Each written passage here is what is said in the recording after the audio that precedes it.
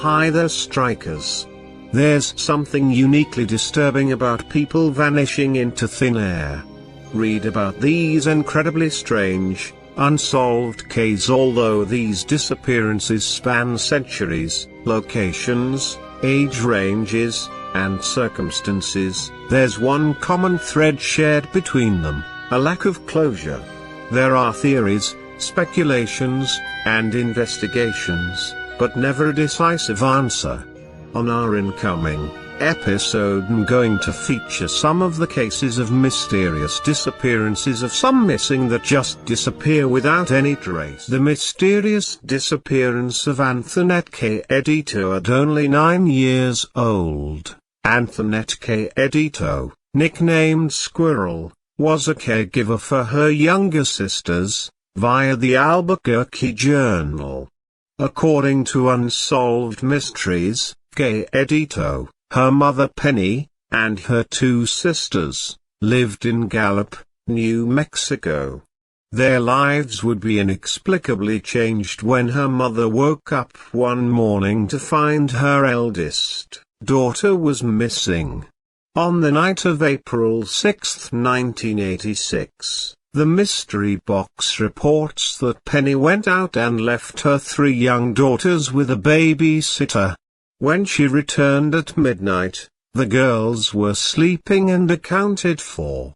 Penny would later go to bed before 3 a.m. Unbeknownst to her, someone knocked on the door shortly after. Per NBC News, although Penny didn't hear the knock, K. Edito did. Her younger sisters, Wendy and Sadie, note that she went to open the door. K. Edito was never seen again. By 7 a.m., Penny was up to take the girls to Bible school and discovered that her daughter was not in her bed, or anywhere in the home. Without hesitation, she called the police and reported her missing. A search for K. Edito led to nothing. Their only lead was her uncle, whom her younger sister believed was the one who knocked on the door. However, he was quickly ruled out.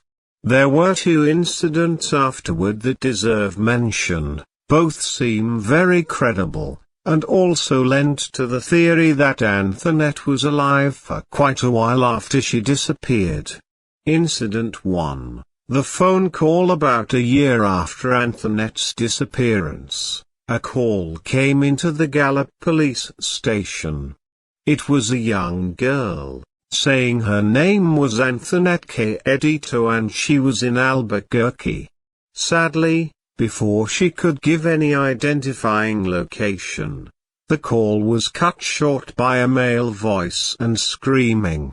Incident 2. The restaurant. 4 years later, 1991, in Carson City, Nevada, a waitress encounters a young girl matching Anthonette's description, who continually knocked her utensils to the floor, seemingly attempting to get the waitress's attention.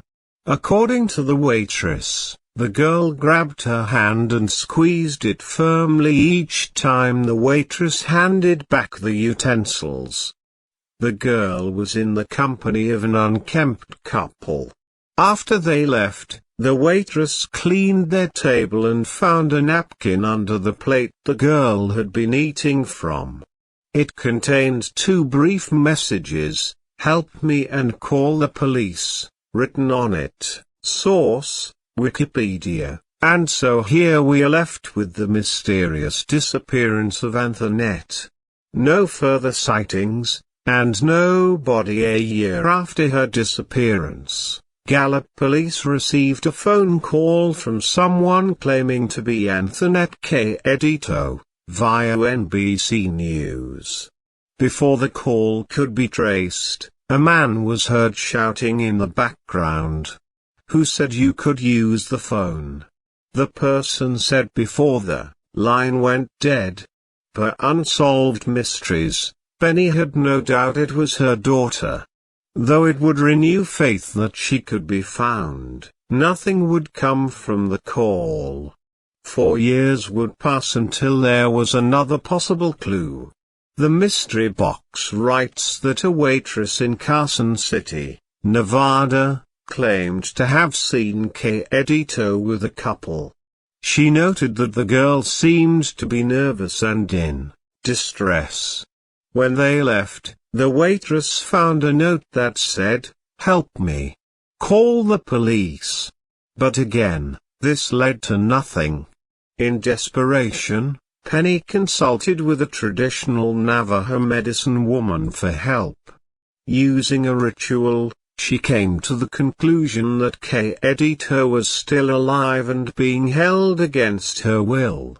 1996 Albuquerque, New Mexico. Jane Doe date found, May 2, 1996. Location found, Albuquerque, NM. Estimated age, 14-18. Sex, female. Race, white. Hair color, lieutenant brown. Eye color, unknown. Estimated height, 5'2" to 5 feet 4 inches. On May 2, 1996, the remains of an unidentified female were discovered near 98th and Tower Road in Albuquerque, New Mexico, Bernalillo County. Based on the condition of the remains, the decedent was likely deceased for 10 weeks prior to recovery. She was found, wearing light blue jeans size 30-32, hemmed up a few inches above the ankles, with a tear in the lower left pant leg, Levi 550 brand, a pair of pantyhose, and a V-neck ribbed sweater size small, in charge brand. The unidentified female was likely in her later adolescent years, and was most likely a mixture of white/Hispanic/a Native American. She had light brown hair with a bit of red. According to the Albuquerque Journal, Penny died in 1999, without ever knowing what happened to her daughter. Kay Edito's younger sister, Wendy, later said that the situation broke her family, as they both reportedly began drinking and using drugs to cope with the loss.